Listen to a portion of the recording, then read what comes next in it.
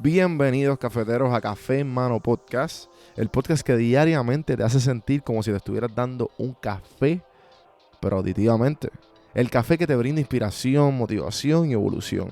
Aquí hay varias maneras de consumir este podcast. Incluye los medios pocillos, que son monólogos en la cual comparto mi pensar de diferentes temas. A lo mejor eres una persona más de conversaciones. Están las random sesiones, que son conversaciones de temas totalmente random.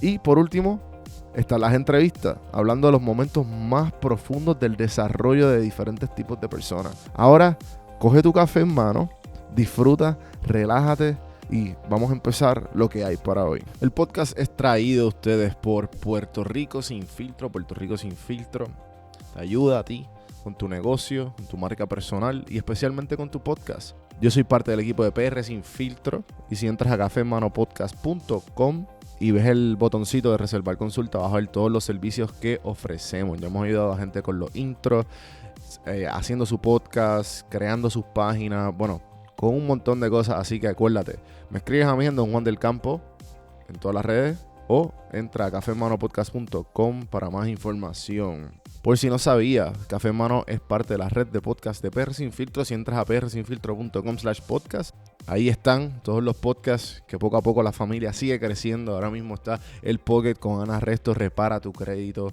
y mejora tus finanzas. Y si te pasas preguntando por qué el cielo es azul, por qué caen rayos o hasta qué velocidad viaja la luz, explicando todo eso en Arroz con Pollo, Curiosidad Científica, Agustín Valenzuela te explica.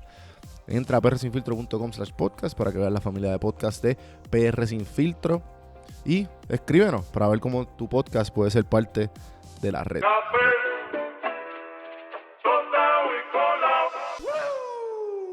May the 4th be with you. Mayo 4, gente.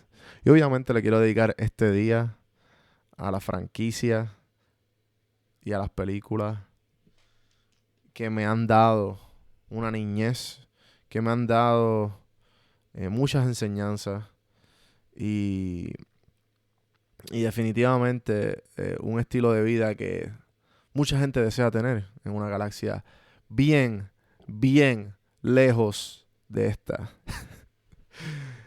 Claramente hablo de Star Wars, gente, para los que no cogieron los hints. Y pues el medio pocillo de hoy se lo quiero dedicar a George Lucas y quiero poner un speech aquí que encontré, que es muy bueno, que habla de la felicidad y habla de los sueños. Espero que se lo disfruten, que la fuerza los acompañe hoy mayo 4 del 2020 y sin más preámbulo le dejo aquí a George. I actually wrote the story and produced Indiana Jones. I didn't actually direct it. It was that other guy that looks like me. I'll give you two things. One which I've answered a few times here around the table, so I figured I'd share it with everybody, which is, how did I end up where I am? When I was in high school, I was a consummate underachiever. I hated school. I loved to build things. I loved woodworking. I loved working on cars and engines. Worked in a foreign car service, and all I wanted to do was race cars. Right before graduation, I was in a terrible automobile accident and was almost killed, and as a result of that, sort of sat in a hospital for a long time thinking about my place in the world. And decided that I would give education another try.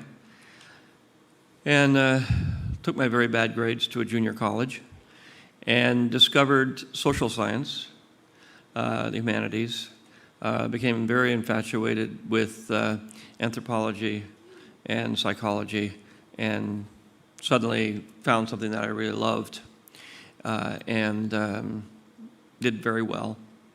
And then when I graduated and I was about to go on to the last 2 years of college at San Francisco State to get a degree in anthropology, my best friend, who I'd grown up with since I was 4 years old, said, come with me to Stockton. I have to take a test to get into USC. and I don't want to do it alone, and come on, just take the test with me so I don't have to be there all by myself. So I said, okay. So I went up there and took the test, not thinking that I'd pass, but I did pass, and actually I got accepted at USC, and I said to my friend, well, now what am I going to do? I said, I really like anthropology, and I think I want to do that. And he said, yeah, but you wanted to go to art center.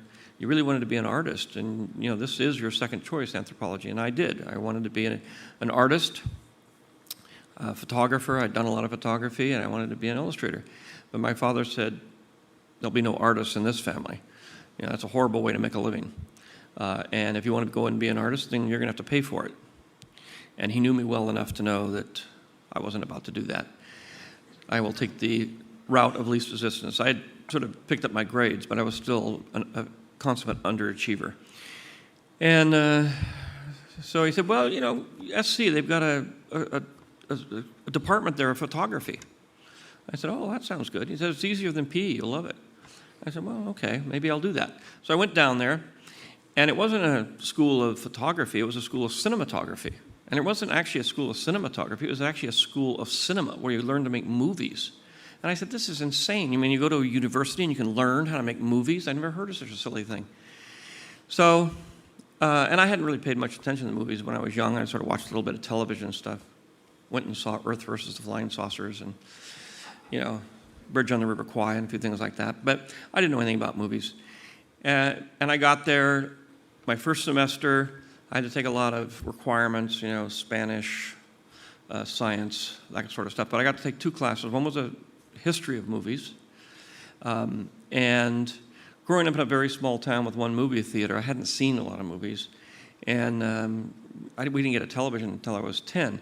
So in those days, one of the main advantages of being in a film school was when you take a history class or something, you actually got to see movies that you couldn't see. It's an amazing thing, the world you live in today. You can actually go down to a store and just get any movie that's almost ever been made. And you can see it, and then you can actually have the filmmaker, in the extra bonus disc, tell you how they made it and everything. That's basically what a film school was. Except you were surrounded by a lot of kids that sort of believed the same thing you did. So I got there and I learned about movies, which I really didn't know anything about, in terms of the history of movies, watching really great movies. And I had a production class, Introduction to Animation, where eventually they gave me 1-minute film, and they said, here, run the camera, follow these instructions. Move it to the right, move it to the left, move it up, move it down. And so I took that little assignment with my 1 minute of film, and I made a 1-minute movie out of it. I took a lot of still photographs and created a collage and a whole different way of doing animation and put a soundtrack to it. My professor was unbelievably impressed with it, and it blew everybody away in the film department, and they sent it out to festivals, and it won like 47 festivals. And I said, wow, I know how to do this. I'm actually pretty good. Matter of fact, I'm better than anybody here. I love this. I want to do this the rest of my life. And so I was lucky enough to find my path, my passion. Before that, I had passions. I wanted to be an artist. I wanted to build cars. I wanted to create things. And I liked anthropology. I was very interested in social science, very interested in why we do things, where we came from, all kinds of, mythology. And I realized after a few years, and then I went to film school, made movies, and ended up being where I am. But I realized that I was following on everything I did, I was following something I really cared about, something I loved, something I was passionate about. And I kept following that passion, whether it was cars, whether it was anthropology, whether it was art, photography. And eventually it led me to my huge passion, my real passion, which was making movies, which combined all of those things. And I realized that had I gone on to get my degree in anthropology, I would have probably made anthropological movies in New Guinea or someplace, and eventually been on National Geographic and the History Channel, and been then making features, and I'd have done Star Wars just the same. If I'd have gone to Art Center and become an illustrator, I would have probably started doing animation and doing animated films and making animated things, and then ultimately I would have gone on and been right where I was. So no matter which route I took, because I cared about all of them, they all led to the same place. Had I done what my father had wished me to do, which is to go into the office equipment business with him, which I knew I wasn't going to do. I knew I hated that. My life would have been unpleasant. And so I think it's very important not to do what your peers think you should do, not do what your parents think you should do, or your teachers, but to do what you inside, or even your culture thinks, but do what's inside you. You know, when I went to film school, everybody said, well, you're nuts. What are you going to film school for? You know, nobody from a film school had ever gotten a job in the film business. Just had never happened. So you were just doomed to be a ticket taker at Disneyland. So there was like, why would you do that? You know, why don't you take a major that you can actually get a job at? Why do them? But once I fell in love with it, there was no going back, even though I had absolutely no chance of making it in the film business. And I did the same thing when I graduated. I moved back to San Francisco. And they said, well, you can't make movies in San Francisco. You're crazy. I said, but I don't want to be in Hollywood. I don't want to do that. I don't like those kind of movies. I want to do different kind of movies. And they said, well, you'll fail.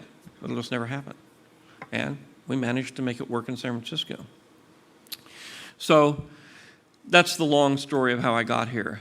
Another short story of one thing I discovered along the way is that several speakers up here have talked about happiness. And I've discovered along the way that happiness, you live in two worlds here.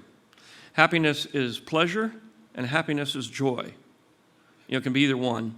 You add them up and it sort of falls under the uber category of happiness. Pleasure is short-lived. It lasts an hour, lasts a minute, lasts a month. And it peaks and then goes down. It peaks very high. But the next time you want to get that same peak, you have to do it twice as much. You know, it's like drugs. You know, you have to keep doing it because it insulates itself, no matter what it is. Whether you're shopping, whether you're, engaged in any other kind of pleasure, that all has the same quality about it. On the other hand is joy, and joy is the thing that doesn't go as high as pleasure in terms of your emotional reaction, but it stays with you. Joy is something you can recall. Pleasure you can't.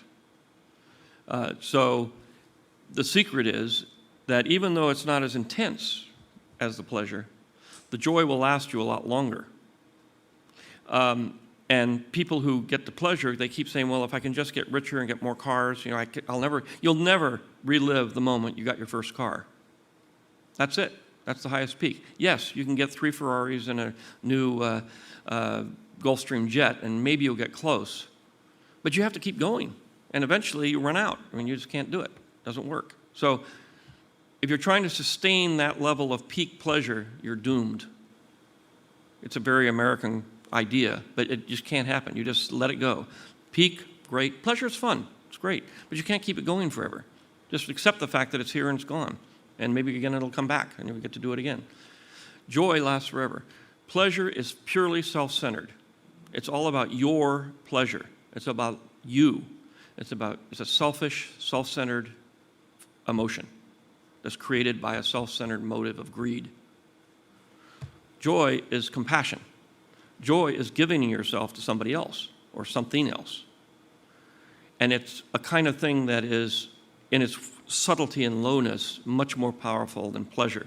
If you get hung up on pleasure, you're doomed. If you pursue joy, you will find everlasting happiness. So with that, I'm gone. Bye-bye. Thank you.